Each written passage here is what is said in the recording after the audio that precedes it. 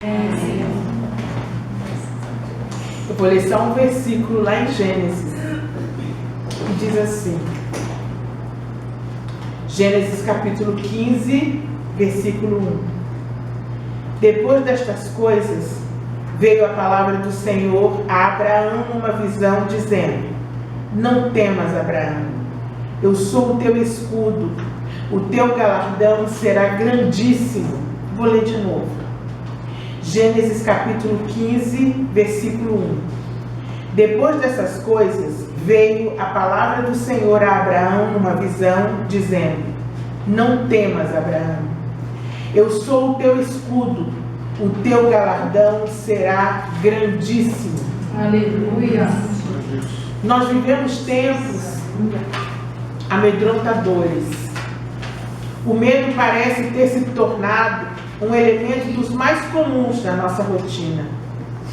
Temos medo de perder o emprego, medo de ser assaltado, medo de não encontrar alguém para dividir a vida, medo de não passar na prova, medo de ser rejeitado, medo de não ser bem-sucedido na vida, medo de não ter dinheiro para pagar as contas, medo de não ser amado, medo de ter gripe H1N1, medo da zika, medo da morte,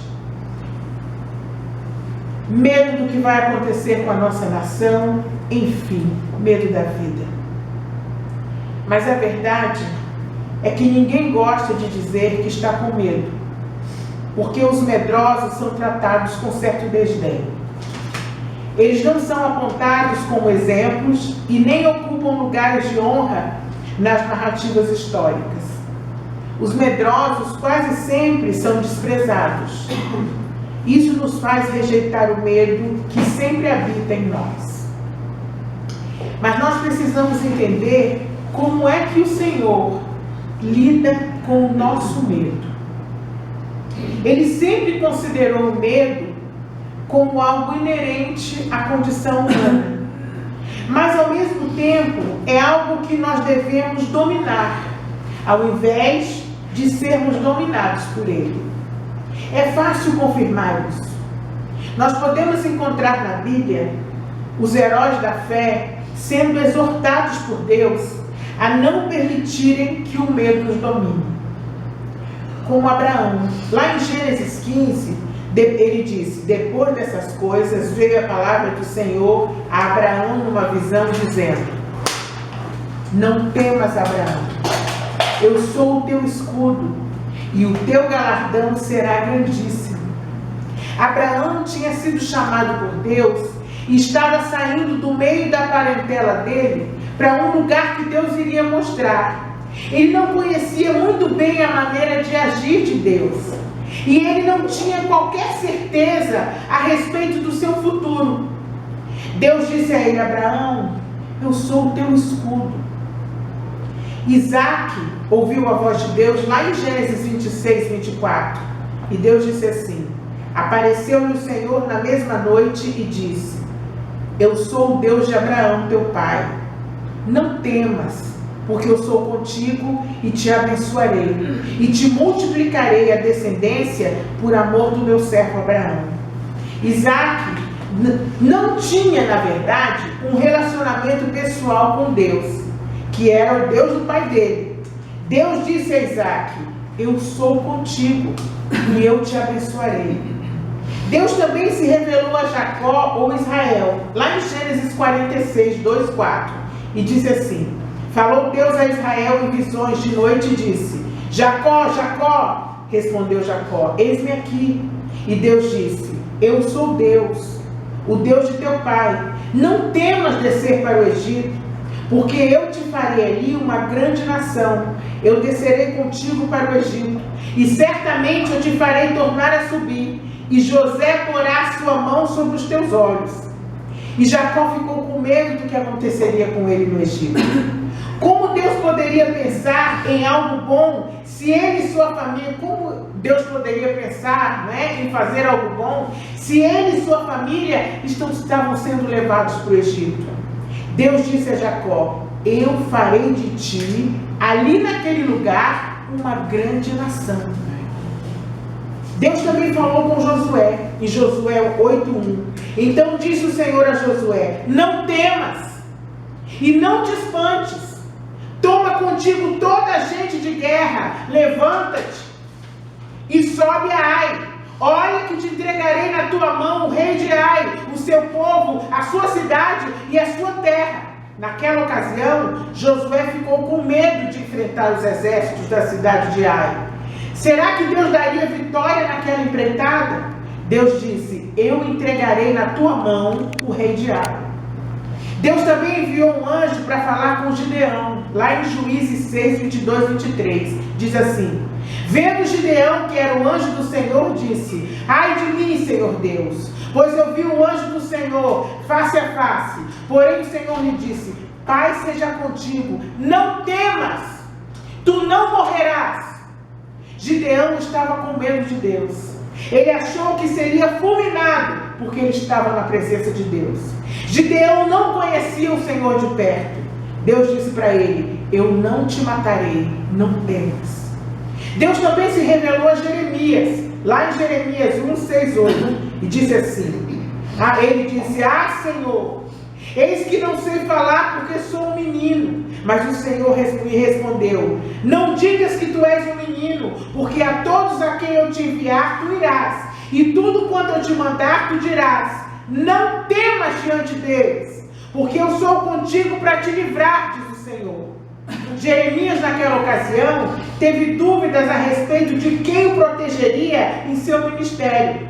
Como ele poderia falar a palavra de Deus com tantas ameaças? Será que Deus o protegeria e o guardaria? E Deus disse a Jeremias: eu sou contigo para te livrar e te guardar. Deus também se revelou a Paulo, lá em Atos 18, em uma visão. Disse de noite o Senhor em visão a Paulo: não temas, mas fala e não te cales, porque eu estou contigo. E ninguém te acometerá para te fazer mal, pois eu tenho muito povo nessa cidade. Ficou ali 1 ano e 6 meses, ensinando entre eles a palavra de Deus. Paulo, naquela época, teve dúvida se deveria ou não continuar a pregar o evangelho em Corinto. Como seria o futuro? Deus o guardaria do mal? Deus disse a ele: eu estou contigo e ninguém vai te fazer mal. Tudo isso que nós vimos na Bíblia é maravilhoso. Deus falou com aquelas pessoas que acreditavam nele. Mas a pergunta que se faz é essa: como lidar com o medo? O que nos dizem estes textos? Há 2 questões principais e muito importantes. A primeira questão é que nenhum de nós deve se deixar dominar por sentimentos de inferioridade, seja na área espiritual, ou então se deixar dominar por tristeza profunda, porque está com medo diante dos desafios da vida. Sentir medo, como acabamos de ver na Bíblia, é normal. Porque mesmo aqueles heróis da fé sentiram medo em alguns momentos de suas vidas. Quando o medo vier, ao invés de simplesmente negá-lo ou se entristecer, temos que lembrar Abraão, Isaac, Jacó, Josué, Gideão, Jeremias e o próprio apóstolo Paulo, que também sentiram medo. Eu amo essa música que nós cantamos, dizendo que Deus é fiel. Se paz é mais doce, nos momentos mais difíceis da minha vida, eu sempre canto essa música. Eu sempre canto essa música chorando. Quando tudo parece perdido, sou feliz com Jesus. Amém, Jesus. Sempre, sempre, sempre eu canto essa música. Porque posso perder tudo, mas ainda me resta Ele. Aleluia. E a Bíblia diz que o nosso tesouro deve ser algo que não pode ser tirado de nós. Então a gente tem que ter isso em mente. Quando o medo vier, ao invés de simplesmente negá-lo ou se entristecer, nós temos que lembrar disso. A segunda questão é que nós não podemos nos acostumar com medo. Não devemos deixar que ele se aloje em nossas almas. O medo eventual faz parte da vida, mas o medo permanente pode nos tornar incapazes de enfrentar os desafios da vida. Ele pode nos paralisar. Essa foi a palavra do Senhor para cada um daqueles heróis da fé. Não temas. Abraão, ele disse a Abraão: eu sou o teu escudo. A Isaac ele disse: eu sou contigo e te abençoarei. A Jacó ele disse: eu te farei ali uma grande nação. A Josué ele disse: eu entregarei na tua mão o rei de Ai. A Gideão ele disse: eu não te matarei. A Jeremias ele disse: eu sou contigo para te livrar. A Paulo ele disse: eu estou contigo. Essa também é a palavra de Deus para mim e para você que veio aqui hoje. Não temas. Você não vai morrer. Eu sou contigo para te livrar. Não te entregarei nas mãos dos teus inimigos. Eu sou o teu escudo. Eu sou contigo. Eu te abençoarei. Então, quando nós tentamos enfrentar os nossos medos, quando nós podemos então nos agarrar à certeza de que estamos na companhia de muitos personagens bíblicos que se sentiram como nós nos sentimos hoje, mas não se deixaram dominar pelo medo. Então, como lidar com esse inimigo que se esconde dentro de nós? É claro que não há uma fórmula mágica para isso, mas as passagens bíblicas que nós lemos nos ajudam. Podemos aprender duas lições importantes com elas. A primeira é que o medo se instala facilmente em nossas almas porque o futuro, para nós, é incerto e desconhecido. O que vai acontecer comigo amanhã? Não sabemos. Será que vai dar certo? Não sabemos. Eu vou vencer? Você não sabe agora. Eu vou conseguir? Você também não sabe. Quando as coisas vão melhorar? Você não sabe. Então o que fazer? Saul, o primeiro rei de Israel, perdeu a unção porque ele desagradou a Deus. Ele deixou de ser ungido de Deus.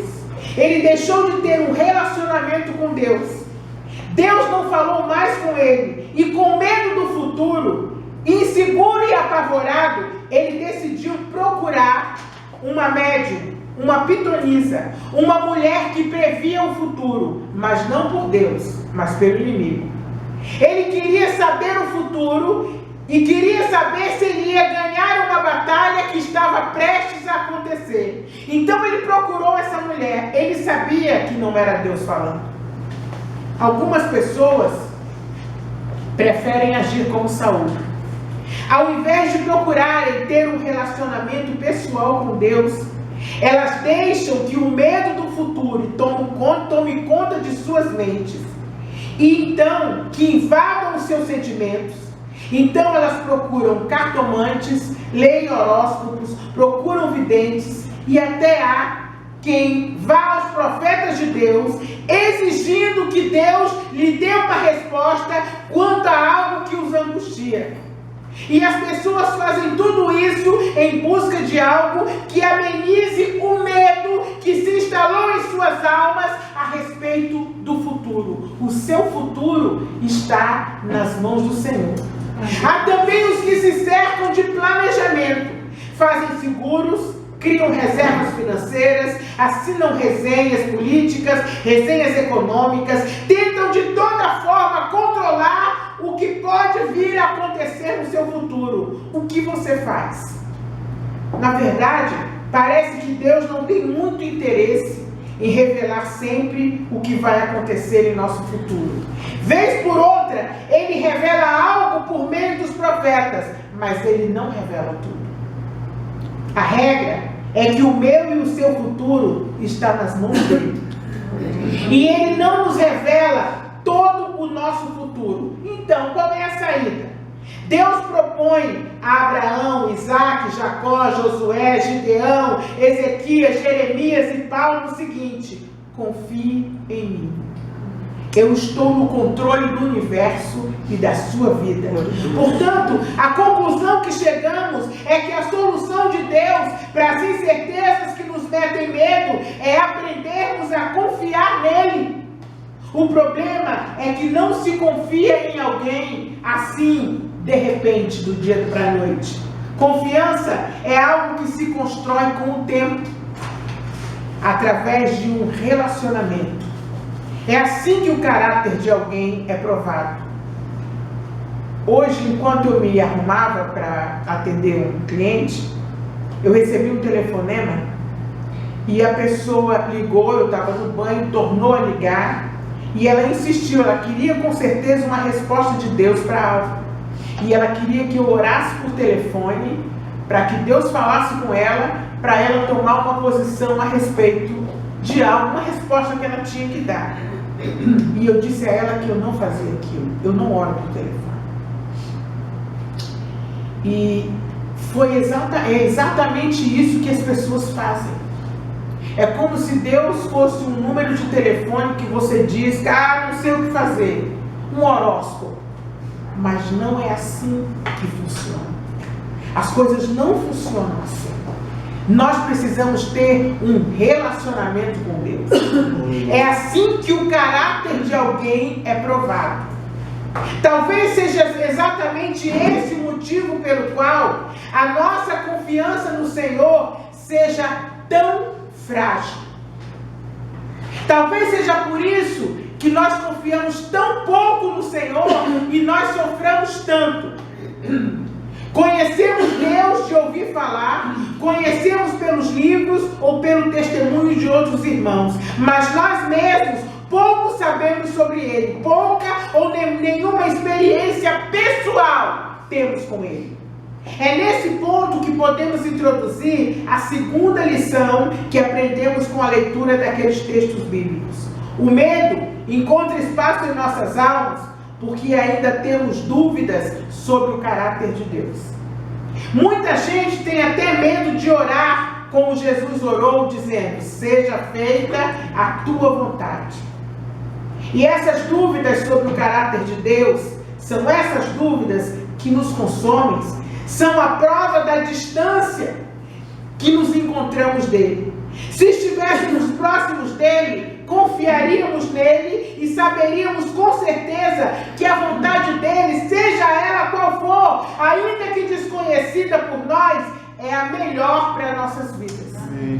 Tem gente que não ora porque já me disseram: Deus pode me mandar lá para a África, eu vou orar assim, Deus pode me pegar e fazer isso ou fazer aquilo, me mandar fazer não sei mais o que. E qual foi a saída que Deus propôs para aqueles homens?